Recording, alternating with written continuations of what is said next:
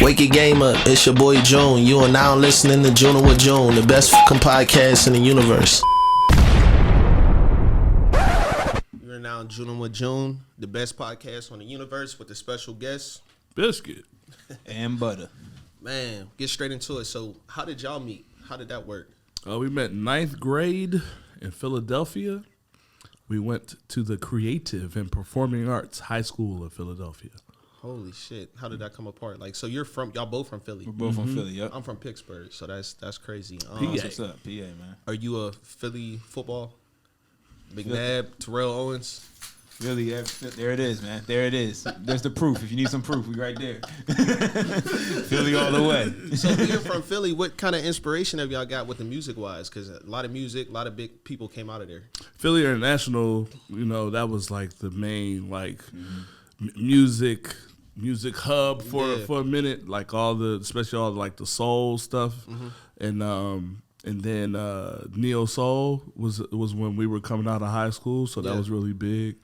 And that's what really got us into music. What got me into music as a producer. But I started off playing saxophone in 4th grade. Oh wow! Yeah, and I played the piano, and like you were saying, like Philly International and the neo soul movement. But a lot of the artists, not artists, but the musicians that you see in a lot of the bands that are touring now. You definitely have a Philly cat in there at least once, because we have a lot of musicians that came from Philly, and it was a great place, like for me to learn piano, and get taught by some of the greats that are out there right now. Exactly. What made you move to LA? Do you think it was like harder to make it in Philadelphia compared to being in LA, or? Well, we were in Philly, but then we went to New York for 3 years. Oh wow. Well, outside of New York, we were in Jersey City, but we were commuting to New York every day. How was that like in New York? It was definitely a grinding time. Yeah. When that wind whips around the buildings and smacks you in the face. Yeah. In the city in New York, when you're leaving the studio and walking to the train, and there's snow on the ground, and it's below freezing out there. It makes you really music out there, as well. Oh, yeah. So you get a lot of inspiration, just being out there too. Are y'all with any label by chance? No, we're independent. No. Would you, if you had an opportunity, if it was right, would you be with a label or any interest on anyone looking towards working with? The right situation. It's just that we've been through a lot, we've seen a lot, we know a lot. Yeah. And I think that kind of scares some people because, everybody likes to F everybody over pretty much. Yeah, so we're always, didn't know if I could cuss, so I kept it PG. Cool. Yeah, so we're always open to conversations and taking meetings, but it's just more about like really finding the right situation that makes sense on both sides instead of just one. So exactly. So you both produce. I know you also both make music too. You know what I'm saying? So you ever think is it tough when you're doing both at the same time, trying to be in very much so? We literally just went through this whole thing like, why did we choose? Because he's trying to DJ too. Well, he is DJing too, so it's like he had a DJ, and at the same time we had a session, so we had to break up into being two places at one time. But then we were just in Atlanta, and then I had to come back. I had to come back from Atlanta early to go shoot a video with Herb the God and Sticky Fingers. And he had to come back early because he had to go to a party, and it was just so much stuff where it was just like, we're trying to figure out how to balance it. And it's all good problems to have though. It's like because some good ways you think you could start 2 milliseconds. That's a lot when you do like everything like that. That's a lot. I really don't know how you're supposed to balance it. I think I just like to pray and so that it all works and figures itself out. Yeah. And it's like even with the situations we were just talking about, we still getting the work done. And so it's just figuring out ways to make sure that everything is done at the end of the day. So you DJ? Yeah. That's dope. Thank you, man. We also act too. We also do commercials. We do a lot. We do a lot. Damn, which one do you like best? Like out of everything, DJing, producing, making music, which one do you have that real passion? I have passion for all of it. You want to do a little bit more of? I think I want to act more. I've just been doing music for so long. Yeah. That I'm, it's like, okay, we've had a number one record. Cool. Yeah. Yeah. No, act. Yeah. We got we got platinum plaques. Platinum status songs. Cool. It's like what more? Yeah. To get another one? To win a Grammy finally? Yeah. What big artists have you worked with? I played saxophone on Deja Vu for Beyonce. And we did Tonight by John Legend. We produced that. And I toured with John also for 8 years. And then we work with people like Neo and Miguel as well. What's that one moment you can't forget? You like, damn, that was a moment. Like in a career, that was a great moment. I think hearing Tonight on the record, on the radio for the first time, was like a aha moment. Like really like wow. Like crazy. We out here. For me personally, yeah. It was crazy. Like it took a while for us to actually hear it on the radio because everybody else was calling. Hey, I just heard it on the radio.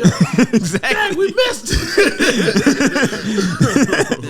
but that definitely was a moment to be like, all right, yeah, like we have arrived, now, like definitely globally. So I think mine was when we went to see the screening of Think Like a Man, and we were watching it, and then Taraji pops in with I think she had a red dress on, and you heard the song Tonight, and we were just like, oh shit. Wow. But then they played it 5 more times, and we thought it was like a joke or something, or maybe a placeholder, a screening for us. Literally in the movie that many times. Yeah, I don't know any other song that's been in the movie that many times. Besides y'all did it. Yeah, I don't know. So that's crazy. Big moments. Definitely a big moment. Definitely a big moment of career. Do y'all have like any clothing brand? Any other like what stuff are you working on besides that as well? I have like little Bizkit brands, shirts. How do you get that? Got some hoodies. Right now just hit me and we can make it work. I have some stuff on Shopify. Also, it's under Bizkit Drip, and yeah. How did you? So you were in a Chase commercial, right? Mm-hmm, Chase Bank. Yeah. How did that come? He was killing it too. Well, I'm shout out to ASAP Talent Agency. They had me audition. I think the audition was on my birthday. Yeah, I had to go audition on my birthday, and it was like 15. This is before COVID and all that, and it was like 15 saxophone players there. Everybody going off and shedding.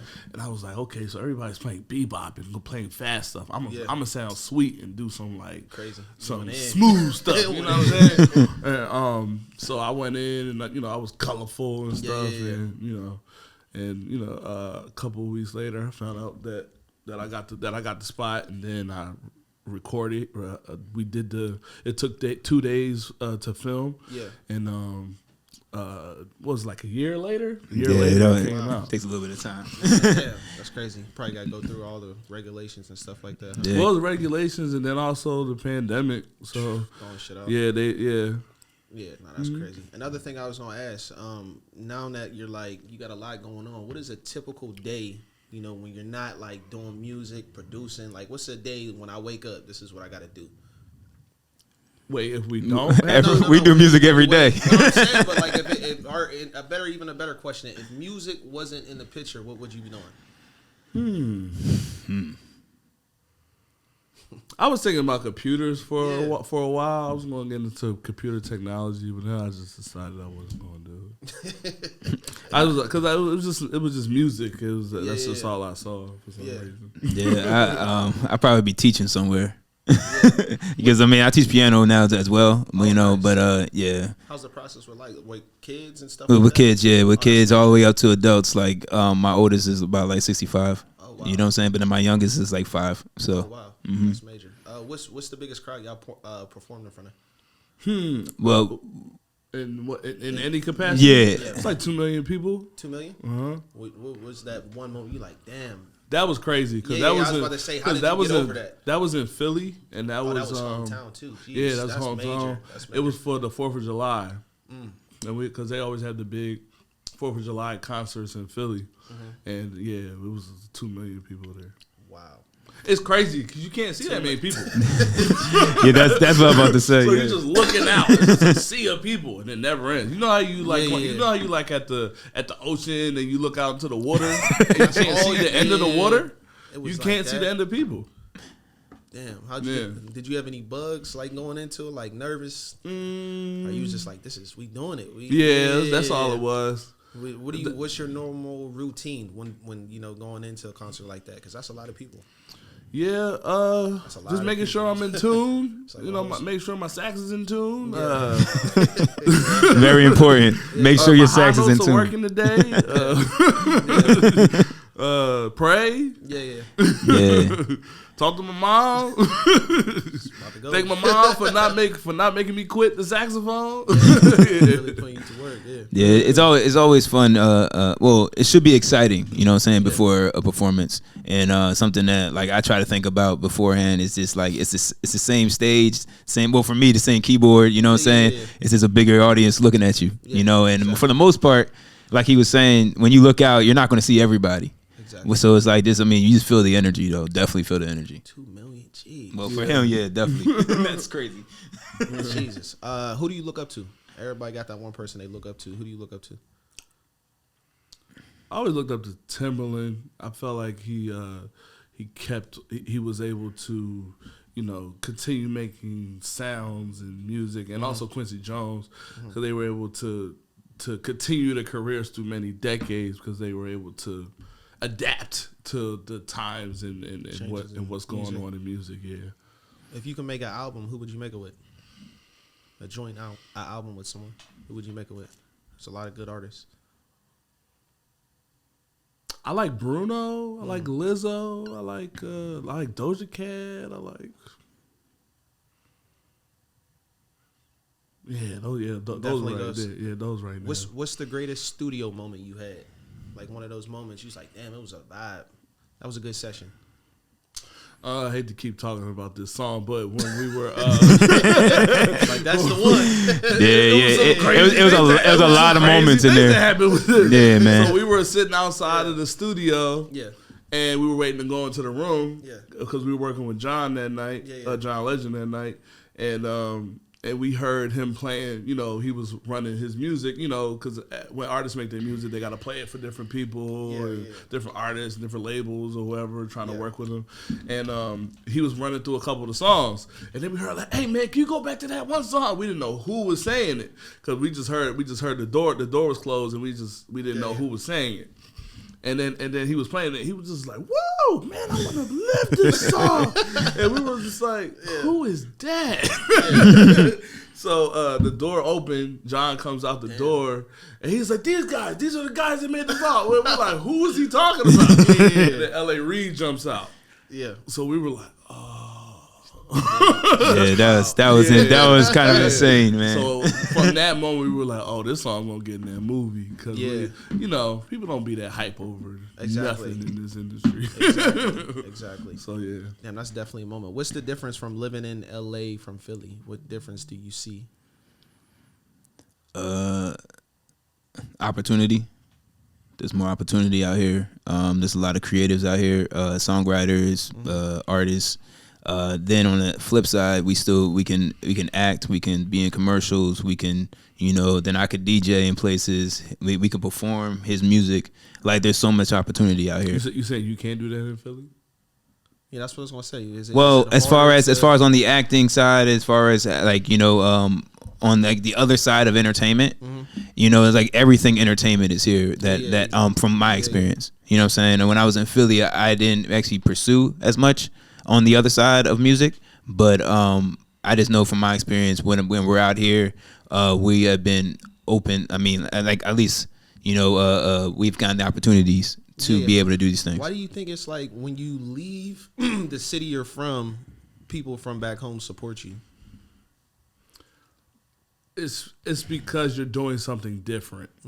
I feel like a lot of stuff, especially in those cities like that, is a very crabs in the barrel mentality. So when you make it, you're also showing that if they can do it, I could do it. Exactly. Yeah. It's more about like just saying like trying to. Because everybody's path is different. Everybody's walk is different, but at least you're giving them a path.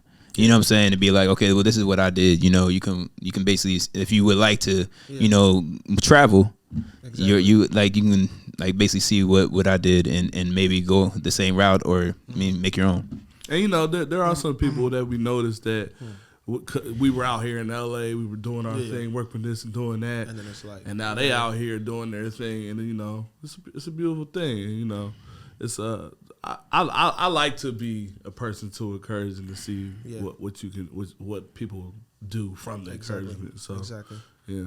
Are we getting a tour soon or what? There's a lot of things in the works. Everything's on the table. A lot of things are being discussed. More acting. What we getting more of? All that actually. Everything. Yeah, all that. Because every time I watch, I'm like, damn, they doing something else. Something else. The next thing though, I have a song called Margarita that's probably dropping within like a month or two. Is that just you? No, it's me featuring Eric Bellinger. Oh wow, big. How'd that record come and play? We produce and we worked with Eric. A lot of stuff for him. Yeah, we did a song called Tapped In. We did Still. Yeah. Mean What You Say. Yeah. And, Organic. We just did a video for that one. That's major. Yeah. How do you feel about this? I would say this era of hip hop. I just feel like in all of it, I would love to see the talent start to win a little bit more. Yeah. It just seems like all the gimmicks and all the extra bullshit is just winning so much more. But that's also because everybody's just so that we just accept mediocrity a little bit too much right now. Yeah. I feel like when some people start to come out but there are people that get to come out who are dope, but also have that gimmick side with them. It works too. Like that's why I feel like Doja Cat and Lizzo and all that, they're actually talented as well as with the antics and gimmicks behind it. So I just feel I would just like to see more of that. So yeah, because we're gonna have the antics, that's cool. But like, please be dope. Yeah, because I was looking at Double XL. Yeah, and every year it's like it gets crazier and crazier. Yeah, like and then the freestyle comes on. And that's what always gets, back in the day when the freestyle came on, that was like, we were waiting for it. Yeah, show your worth. You know what I mean? But now it's like, it's wild. It's crazy. Like they're performing a record, you know what I mean, while they're freestyling. Yeah, and then their performances is a whole nother thing. Yeah, we were talking about music, man, not the performance. Jeez. Yeah. If you could go back, there's a lot of artists that, passed through hip-hop. What's one artist you want to work with? If you could go back and actually work with that artist that had passed. Michael, Biggie.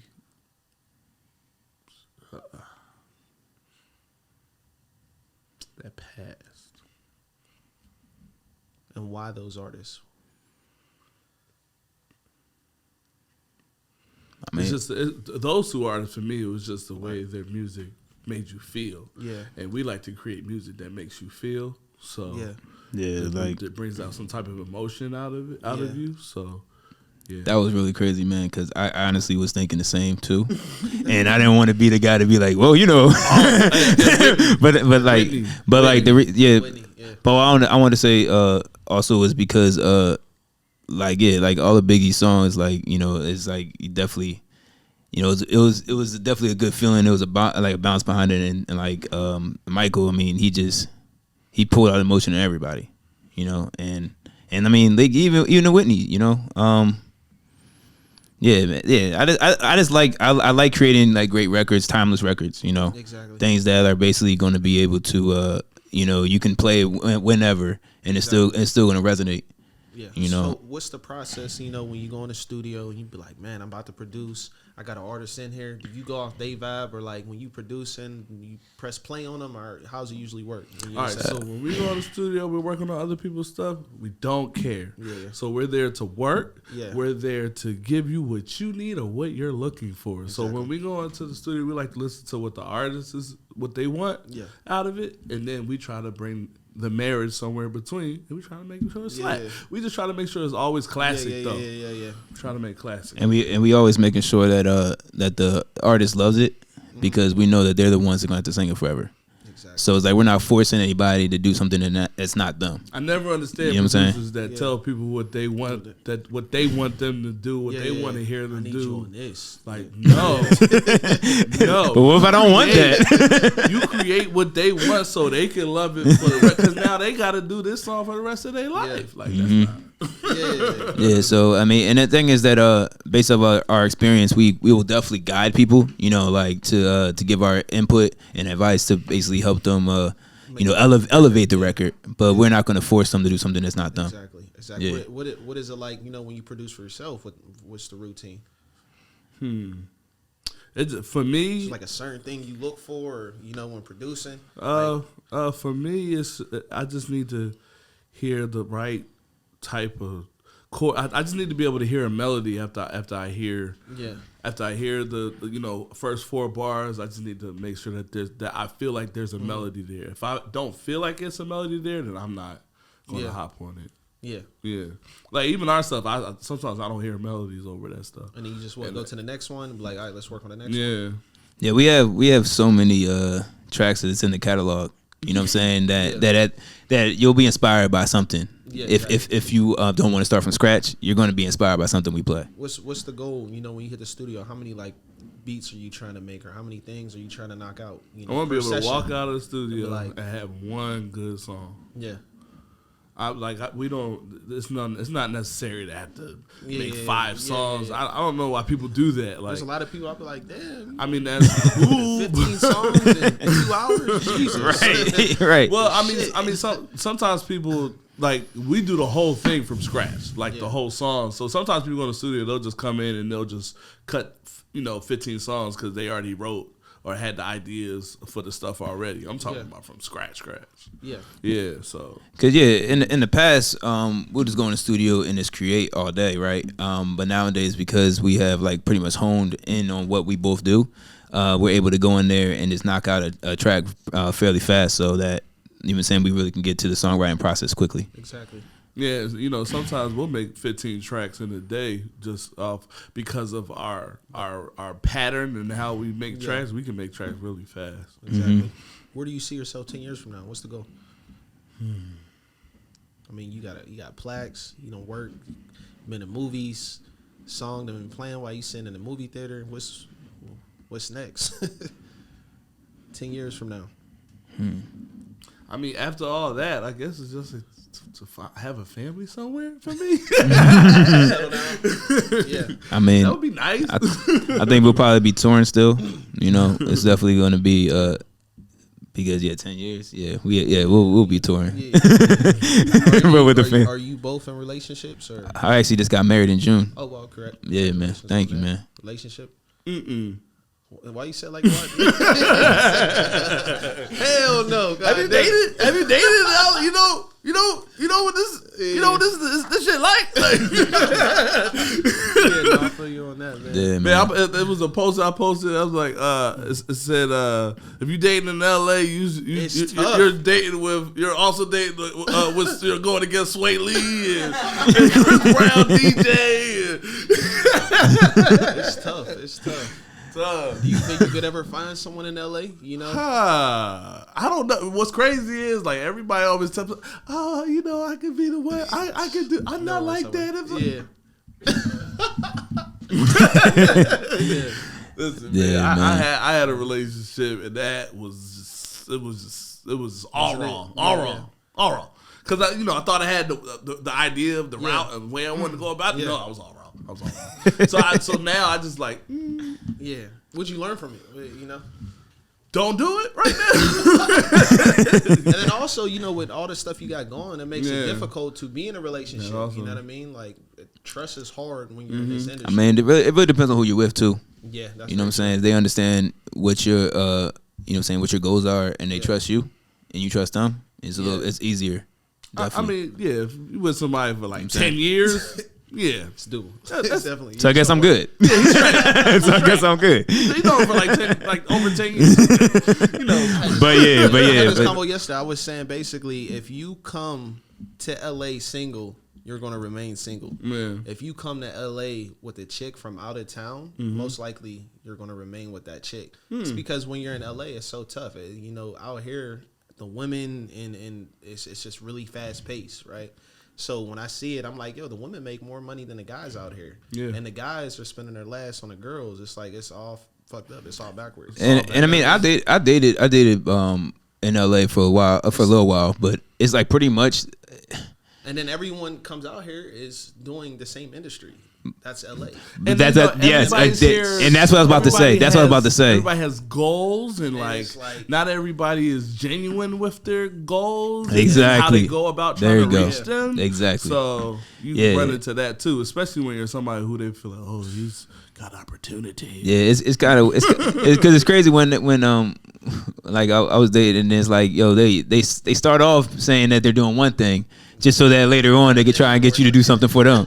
And you're like, wait a minute, this ain't working, yo. And I don't know why that is, man. I don't get it, because when you go, there's other places, like if you go to Colorado or certain areas, you can actually find a really good woman. You know what I mean? But it's like the moment that they come out here, it's like they change instantly. You know what I mean? But it, like I say, it's because it's the fast pace. Something in the air. Something in the water. Yeah. So I'm gonna cut it short. I appreciate you fucking coming out, man. Yeah. Real shit, man. I truly appreciate it. Great interview. You're always welcome back if you're in the state or travel or whatever the case may be. If you could say some motivation, to the people, the followers that's looking, what could you say, to help them pursue their dream? If you have a dream, only do it if you love it, because you're going to go through the highs and the lows and the highs, the peaks and the valleys. Because but if you have a talent and you believe in it, push at that. Don't worry about what everybody's saying. Because man, people laughed at me when I was said, "Oh, I'm gonna be an artist." People laughed at me because they're like, "Oh, you just need to stay a producer." Whatever, do what I want. And now, now I've just figured out to be a brand. In today's day and age, it's all about branding. So don't focus on one thing. Try to brand yourself in many aspects if you can. Tough. Be prepared to do the work. Because, man, I just remember this picture when it's like you see the top of the iceberg, and then you see the actual, like, the whole thing underneath the water. That's the part that no one sees. So you gotta be able to shoot in the gym. You gotta be able to do the work and be prepared to do the work. You know what I'm saying? Because it's going to get hard before it gets better, but it will get better if you continue to do it consistently. Over time. But over time. But the thing is, it's just like a tree. You gotta water it. You gotta, you know what I'm saying? First you gotta plant it, then you gotta water it. Has a little sunshine. And I mean, like they say, like what the mustard seed grows into the biggest tree. Yeah. If you believe in your goal, you might not see the result and the fruit of your labor for a while, but just be prepared to do the work. Because a lot of people want it fast. A lot of people don't want to do the work, and they're like, it didn't happen because you ain't do nothing. You ain't do nothing to get it. So and when you do the work, it'll prepare you for the moment. Exactly. So because not everybody gets a lot of opportunities, not everybody gets a lot of moments, but when you get your moment, you gotta be ready. Like we get a chance to go in the studio with John Legend and all these other different type of people, we gotta be able to play something that they want. Exactly. If you can't play something they want, you will get. And the last thing is be okay with constructive criticism. Facts. Because it only could help you. You know what I'm saying, you'll learn something from it. Don't think that you're the best when you first getting started, and being like, I ain't doing this. Humble. So there it is. June, best podcast on the universe. Wake your game up, it's your boy June. You are now listening to Junne with June, the best fucking podcast in the universe. Alright, that's a wrap.